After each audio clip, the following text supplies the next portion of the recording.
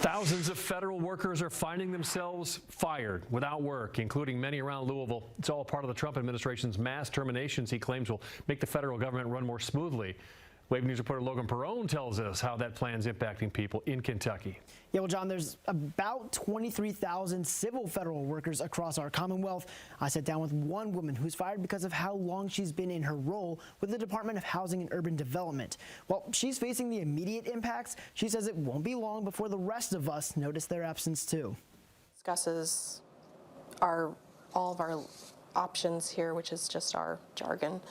A heartbreaking letter and little to no warning. It's like someone took the rug and just literally ripped it out from under you. That's all Melinda Townsend Breslin received before being fired from her dream job on Valentine's Day. Melinda is one of thousands of former federal workers terminated as part of President Trump's efforts to downsize the federal workforce. It is not unusual to have somebody come in and change different things about your work. That's fully to be expected.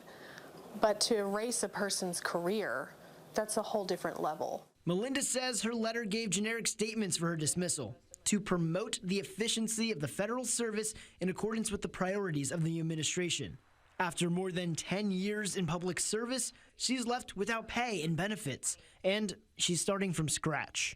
This felt as impersonal as an Amazon order. Just click.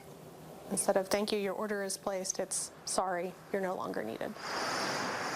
Melinda worked out of the Gene Snyder Federal Building on Broadway, as many federal employees across a number of agencies do. While the president says the terminations will improve efficiency, critics warn mass terminations could mean delays and issues for a number of vital services across the U.S., like Social Security and Medicaid.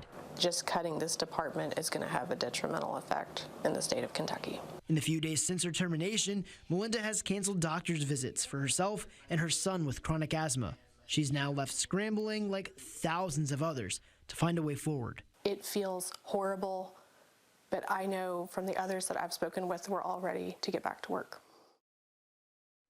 A D.C. nonprofit did file a class-wide complaint regarding the mass terminations, though it's unclear how that could change the mass layoffs. Melinda also told me she fears more federal employees in Louisville will soon be on the chopping block, as she did. Logan Perrone, Wave News. Logan, thank you.